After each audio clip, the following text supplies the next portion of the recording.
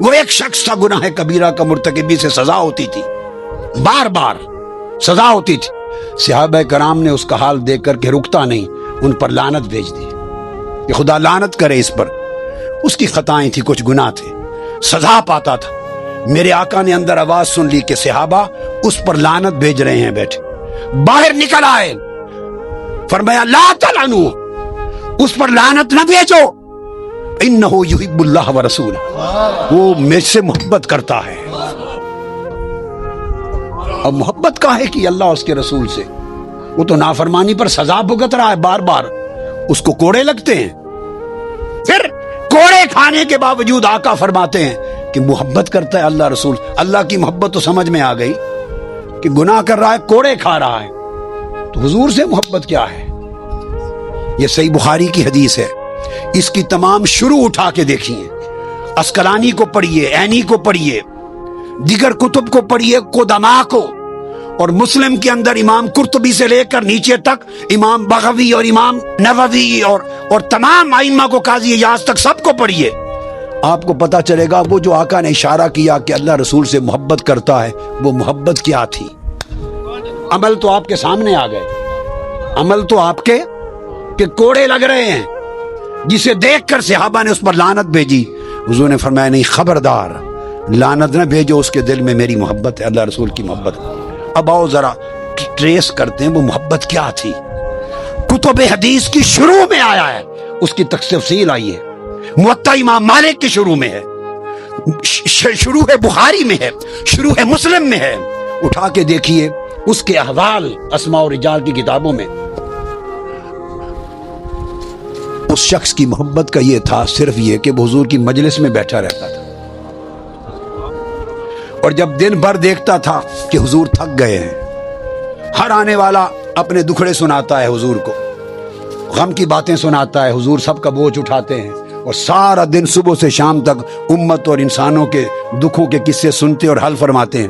جب دیکھتا تھا کہ تھک گئے ہیں، وہ کوئی لطیفہ سنا دیتا تھا تاکہ حضور ہنس پڑے.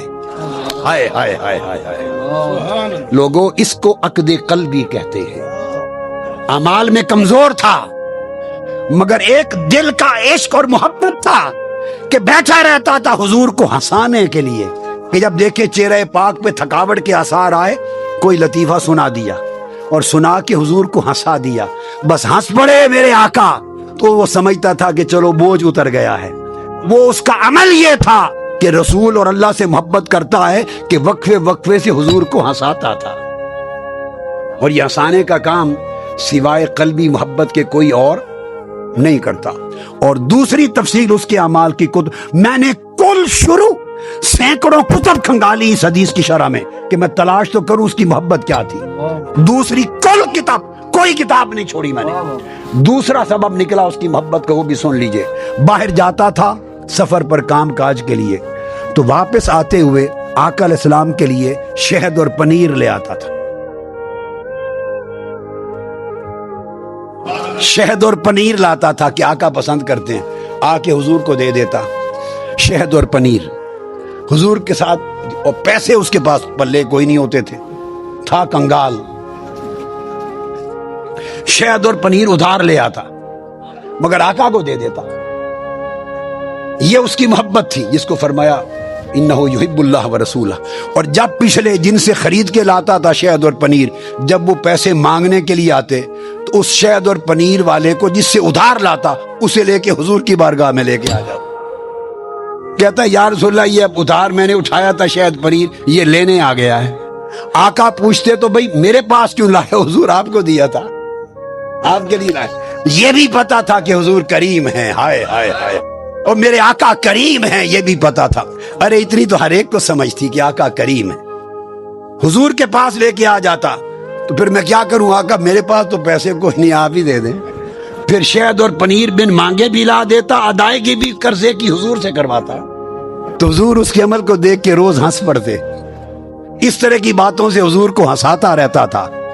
اس عمل پر میرے آقا نے فرمایا انہ یحب اللہ ورسول. ارے محبت کے کوئی پیمانے ہوتے ہیں؟ ہائے ہائے ہائے. کوئی ناپ تول ہوتا ہے کتنے نفل پڑھتا ہے، کتنے روزے رکھتا ہے، کتنی تلاوت کرتا ہے؟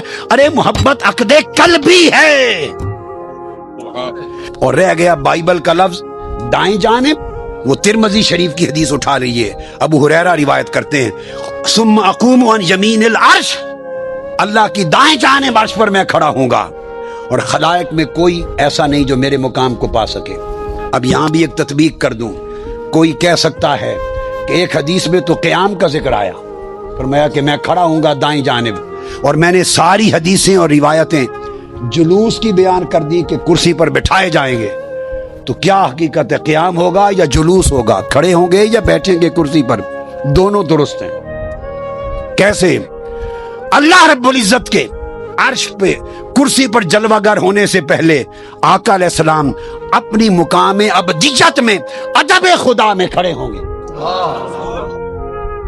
ادب الوہیت میں آپ کھڑے ہوں گے کہ خدا کے سامنے خود بیٹھنا یہ شان ابدیت نہیں، ادباً خدا کے حضور کھڑے ہوں گے، کرسی پڑی ہوگی مگر آپ نہیں بیٹھیں گے، کھڑے ہوں گے۔ جب رب جلوہ گر ہوگا تو اپنی شان ابدیت میں قیام فرما ہوں گے، جب خدا دیکھے گا وہ شان محبوبیت میں فرمائے گا سونا کھڑا نہیں ہونا، بیٹھ جا۔ حضور خود کھڑے ہوں گے، رب بٹھا دے گا۔ 100 سے زائد مقامات پر اللہ پاک نے یہ پوری، میں نے اس کی تفسیر اپنی کتابوں میں ذکر کیا کہ کس کس باب میں کس کس حکم میں اکٹھا کیا ہے۔ اللہ پاک فرمایا تلک حدود اللہ ومن یطع اللہ ورسولہ۔ بس صرف چند نمونے سن لیں کہ قرآن کا عقیدہ کیا ہے، اختتام پھر حدیث اور صحابہ پر کر دیں گے۔ اللہ اور اللہ کے رسول کی جس نے نافرمانی کی، ومن یعص اللہ ورسولہ فردوہ الی اللہ والرسول۔ آپ دیکھتے چلے آئیے نمونے کہ خدا کس طرح جوڑتا ہے، ہم پھوڑتے ہیں۔ وَإِذَا قِيلَ لَهُمْ تَعَالَوْا إِلَىٰ مَا أَنزَلَ اللَّهُ وَإِلَى الرَّسُولِ إِنَّمَا جَزَاءُ الَّذِينَ يُحَارِبُونَ اللَّهَ وَرَسُولَهُ، جو اللہ اور اس کے رسول سے جنگ لڑتے ہیں، جو اللہ اور اس کے رسول کی طرف آتے ہیں، اللہ اور اس کے رسول کی طرف لوٹا دو، جو اللہ اور اس کے رسول کی نافرمانی کرتا ہے۔ قُلِ الْأَنفَالُ لِلَّهِ وَالرَّسُولِ، کہہ دو انفال اللہ اور اس کے رسول کے لیے ہیں۔ وَأَطِیعُوا اللَّهَ وَرَسُولَهُ ذَلِکَ بِأَنَّهُمْ شَاقُّوا اللَّهَ وَرَسُولَهُ، یہ اس لیے عذاب ہے کہ اللہ اور اس کے رسول کی نافرمانی کی۔ استجیبوا للہ وللرسول، اللہ اور اس کے رسول کی بات پر لبیک کہو۔ براءۃ من اللہ ورسولہ، اذان من اللہ ورسولہ، لا یحرمون ما حرم اللہ ورسولہ ولو انہم ردوا ما آتاہم اللہ ورسولہ سیؤتینا اللہ من فضلہ ورسولہ ومن یحادد اللہ ورسولہ ویطیعون اللہ ورسولہ وما نقموا الا ان اغناہم اللہ ورسولہ وکذبوا اللہ ورسولہ اذا دعوا الی اللہ ورسولہ۔ الغرض قرآن وَإِذْ الَّذِينَ يُؤْذُونَ اللَّهَ وَرَسُولَهُ، مجھے بتائیے اللہ کہتا ہے جو اللہ اور اس کے رسول کو اذیت دیتے ہیں، اللہ کا کوئی جسم ہے جس کو اذیت دی جائے گی؟ اللہ کو کاہے کی اذیت؟ ارے جس نے رسول کی بے ادبی کر دی، خدا کہتا ہے اس نے مجھے اذیت دی۔ لا تقدموا بین یدی اللہ ورسولہ، اللہ رسول سے آگے نہ بڑھا کرو۔ بھلا اللہ سے آگے کون بڑھ سکتا ہے؟ کسی نے اللہ سے پہلے روزے رکھے تھے، یہ شان نزول ہے۔ اللہ کے کلام سے پہلے کلام کیا تھا۔ بعض لوگ حضور کے بولنے سے پہلے بورڈ پڑھتے تھے صلی اللہ علیہ وسلم۔ رمضان کے روزے سے پہلے، حضور کے روزے سے پہلے روزہ رکھ لیا کسی نے۔ عید الاضحیٰ کے دن آقا کی قربانی دینے سے پہلے قربانی دی۔ ارے تقدم فعل رسول پر تھا، حضور سے پہلے عمل کر دیا۔ رب نے جدا کر کے نہیں کہا کہ میرے مصطفیٰ پر پہل نہ کرو، کہا نہیں مجھ پر اور میرے مصطفیٰ پر پہل نہ کرو۔ خدا نے مصطفیٰ کو اس طرح جوڑا ہے اپنی ذات سے کہ کبھی الگ چھوڑا ہی نہیں ہے۔ اور اب جوڑ کے ذکر کرے تو آپ کو وہم ہو جاتا ہے کہ ملا دیا ملا دیا۔ ارے کیا ملایا اس نے ہے یا میں نے؟ کس نے ملایا ہے؟ وہ جدا ہی نہیں کرتا، اور وہ کہتا ہے جو جدا کرے وہ لتؤمنوا باللہ ورسولہ ان الذین یحادون اللہ ورسولہ ذالک بانہم ذالک بشاقوا اللہ ورسولہ وللہ العزۃ ولرسولہ ولا تقدموا بین یدی اللہ ورسولہ۔ مقصد بات کا یہ کہ اللہ کے ہاں تو قاعدہ یہ ہے کہ اس نے تو کوئی مقام ایسا نہیں رکھا سوائے عبادت کے، سوائے عبادت رسول کے لیے نہیں، باقی اس نے ہر حق میں محبوب کو شامل کر لیا ہے۔ محبت میں، ادب میں، رفاقت میں، بیعت میں، اطاعت میں، قربت میں، رضا میں، عطا میں، غنا میں، ہر شے میں شریک کر لیا اپنے ساتھ اللہ رب العزت نے۔ اور یہ تو اور اس سے بڑھ کر ایک خاص مقام میں قرآن کا مقام مصطفیٰ سمجھنے کے لیے بیان کروں، 7 آیتیں قرآن میں ایسی ہیں، کتنی؟ جہاں اللہ رب العزت نے اپنا اور اپنے محبوب کا ذکر کیا، 2 کا ذکر کیا اور ضمیر واحد کی استعمال کی، 2 کا ذکر کیا اور انہیں نہیں کہا، اسے کہا۔ وَمَن يَعْصِ اللَّهَ وَرَسُولَهُ وَيَتَعَدَّ حُدُودَهُ يُدْخِلْهُ نَارًا خَالِدًا فِيهَا، کہ جو اللہ اور اس کے رسول کی نافرمانی کرے اور اس کی حدود کو توڑے۔ ائمہ تفسیر لکھتے ہیں کہ ذکر 2 کا ہے، اللہ اور اس کے رسول کی نافرمانی، تو کہنا چاہیے تھا وَيَتَعَدَّ حُدُودَهُمَا، تثنیہ کا صیغہ، ان دونوں کی حدود کو توڑے، نہیں، دونوں کا ذکر کر کے حدودہ میں ضمیر واحد کی استعمال کی۔ وہ تو ضمیر بھی ایک کر دیتا ہے 2 کا ذکر کر کے، اور تثنیہ کی نہیں یوز کرتا۔ اسی طرح قرآن مجید کی دوسری آیت فرمایا یا ایھا الذین آمنوا اطیعوا اللہ ورسولہ ولا تولوا عنہ وانتم تسمعون، انفال، اے ایمان والو اللہ اور اس کے رسول کی اطاعت کرو اور اس سے منہ نہ پھیرو۔ اب اس سے مراد کون ہے جانتے؟ پھر اس نے یہ عقیدہ سمجھایا، اللہ اور اس کے رسول کی اطاعت کرو، اور عنہ نہیں فرمایا عنہما کہ دونوں سے منہ نہ پھیرو، نے فرمایا عنہ اس سے منہ نہ پھیرو، ثابت کرنے کے لیے کہ جس کا چہرہ مصطفیٰ سے پھر گیا وہ خدا سے پھر گیا۔ خدا اور مصطفیٰ کا رخ ایک ہے۔ وَلَمْ يَقُلْ عَنْهُمَا، امام قرطبی فرماتے ہیں یہ کوئی میری ایجاد نہیں ہے، ائمہ یہ عقیدہ دیتے رہے کہ عنہما تثنیہ 2 کی بات نہیں کی، 2 کا ذکر کیا اور بات 1 کی۔ اسی طرح فرمایا یا ایھا الذین آمنوا استجیبوا للہ وللرسول اذا دعاکم لما یحییکم، جب اللہ اور اللہ کا رسول تمہیں بلائے، اذا دعاکم، اللہ اور اللہ کا رسول تو چاہیے تھا لغت کے حساب سے کہ کہا جاتا اذا دعواکم، اللہ اور اس کے رسول دونوں تمہیں بلائیں، when they call you they invite you، ذکر کرتا ہے کہ اللہ and his prophet when he calls you، وہ تو دے ہٹا دیتا ہے، وہ 2 کو 1 کر دیتا ہے، ضمیر 1 کی استعمال کی تاکہ پتہ چل جائے کہ خدا اور مصطفیٰ کی دعوت بھی ایک ہے اور خدا اور مصطفیٰ کی استجابت بھی ایک ہے۔ اب یہ جو آیت اتری صحیح بخاری میں ہے، بخاری، ہم بخاری زندگی بھر بہت کرتے ہیں مگر کبھی بخاری کو پڑھا دیکھا سمجھا نہیں ہے۔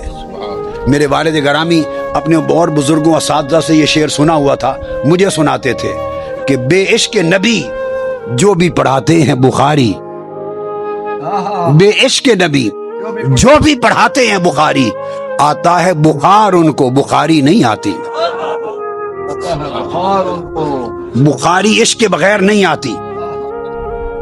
تو چنانچہ جب یہ آیت آئے گی کہ جب اللہ اور اس کا رسول بلائیں فوری لبیک کہا کرو، صحیح بخاری میں حدیث ہے، سعید بن معلہ روایت کرتے ہیں کہ میں کنت اصلی فی المسجد فمر بی رسول اللہ، میں نماز پڑھ رہا تھا، اب بخاری شریف کی حدیث، حضرت ابو سعید بن معلہ روایت کرتے ہیں میں نماز پڑھ رہا تھا، آقا میرے پاس سے گزرے، کوئی کام تھا، مجھے آواز دی یا ابا سعید، مجھے بلایا، کہتے ہیں تو میں چونکہ نماز میں تھا، کوئی نفلی نماز ہوگی، تو میں نے جواب نہیں دیا، میں نے تیزی سے نماز ختم کی اور حاضر ہوا آقا کی بارگاہ میں، فقال ما مانا آقا ان تأتینی، جب میں نے بلایا تھا تمہیں حالت نماز میں، تو لبیک کہہ کے میرے پاس آیا کیوں نہیں نماز کے دوران؟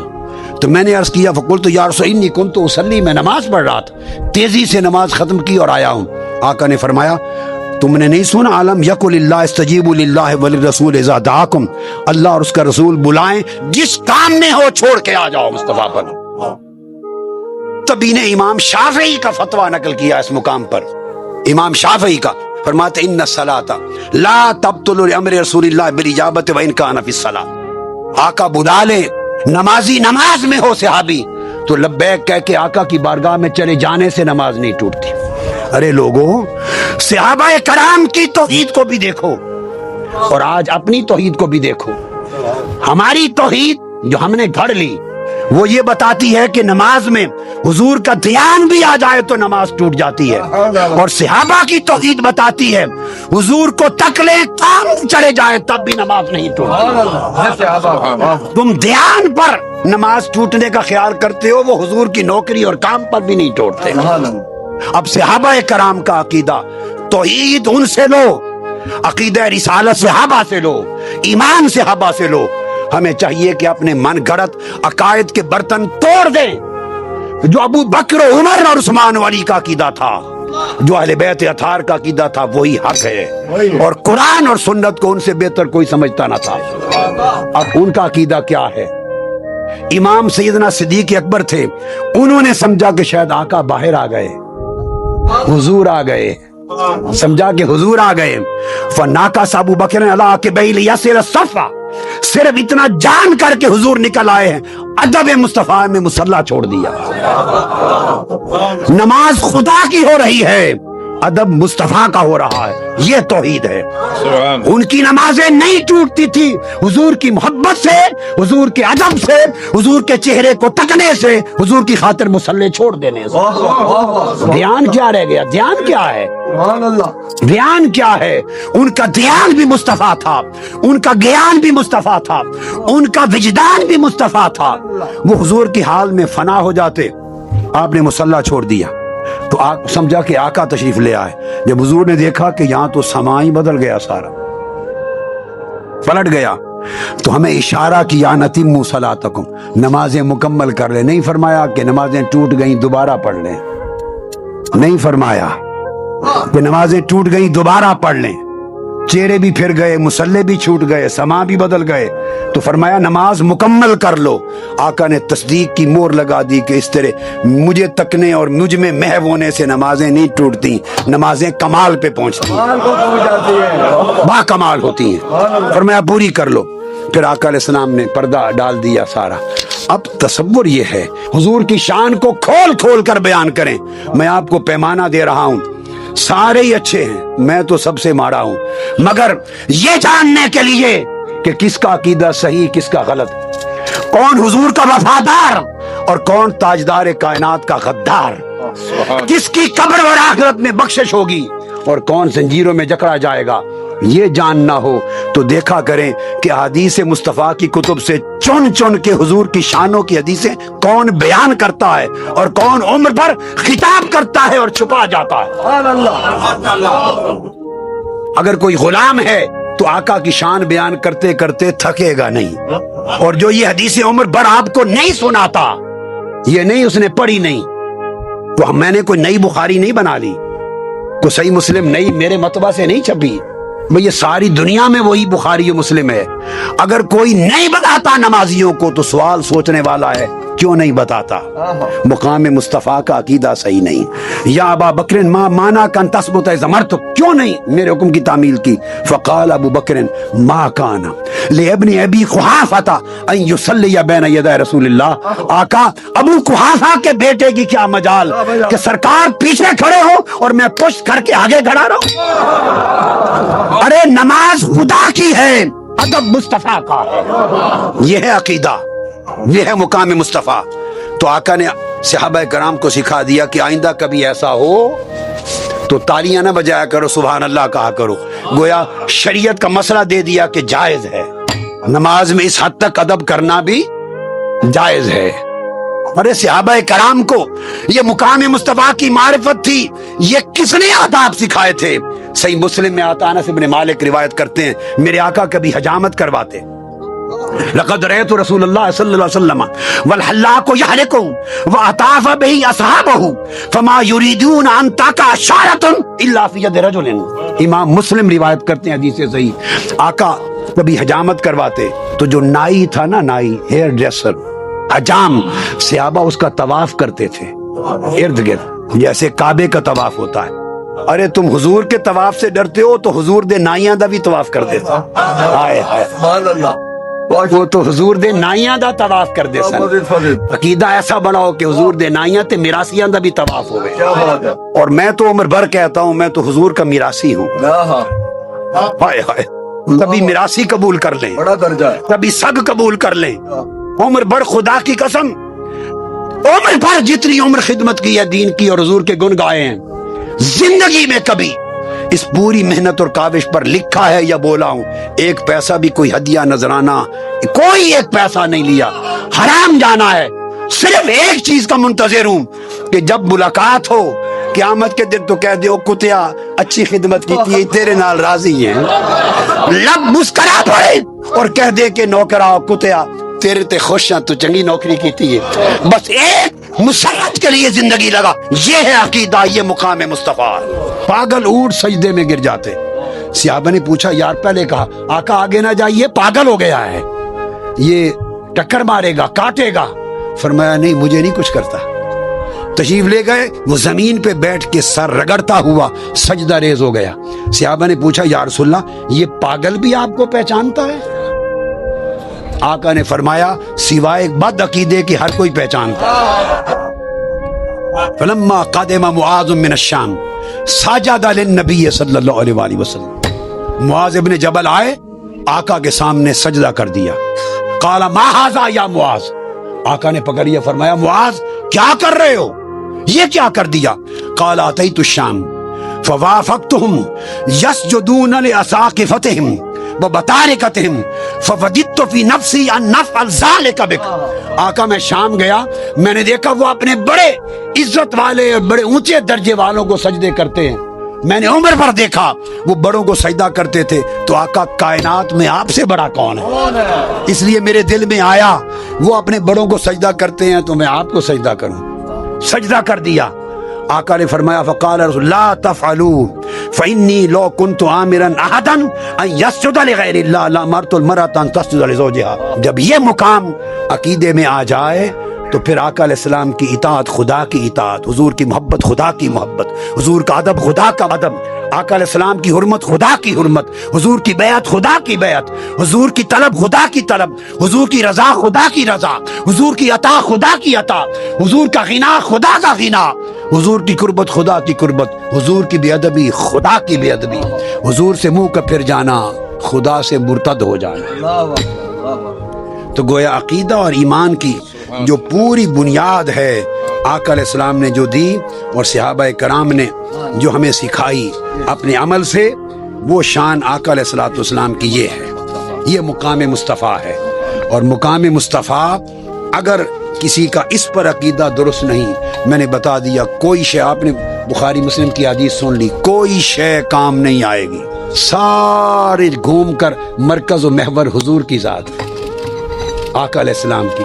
یہ مبالغہ نہیں ہے زور دینا مقام مصطفیٰ پر، شان رسالت پر، یہ مبالغہ نہیں ہے. اور مبالغہ بھی سمجھ لیں اس وقت ہوتا ہے، بات سمجھ لیں، جب کسی کو اس کی شان سے بڑھا دیا جائے، مبالغہ ہوتا ہے، شان سے بڑھا دیا جائے. ہم امتی آقا کو آپ کی شان سے کون ہوتے ہیں بڑھانے والے؟ حضور کی شان کو تو اللہ نے بڑھا دیا ہے. ہم میں سے کوئی بدبخت ہو گیا، وہ گھٹا تو سکتا ہے اپنے بدبخت قول میں، شان نہیں گھٹے گی، مگر بڑھانے کی جرت کس میں ہے؟ بڑھا تو اللہ نے دیا ہے جب فرما دیا وَرَفَعْنَا لَكَ ذِكْرَكَ، اور ہم نے آپ کے لیے آپ کا ذکر بلند کر دیا. ذکر شان کو کہتے ہیں. اللہ اور اس کے رسول کو خدا بنائے وہ بھی کافر، جو رسول کو خدا بنائے بولیے وہ بھی کافر، اور جو رسول کو خدا سے جدا بنائے وہ بھی کافر. اس طرح آقا علیہ السلام کے عشق، محبت، ادب، تعظیم، توقیر کے تعلق میں اور مقام مصطفیٰ کی معرفت میں اس طرح جڑ جاؤ، دنیا اور آخرت میں ہر جگہ خیر ہوگی. اس عقیدے میں کمزوری رہ گئی، کوئی شے قبول نہیں ہوگی، ہر شے خوارج کی طرح رد کر دی جائے گی. اللہ رب العزت ہماری اس مجلس کو قبول کرے.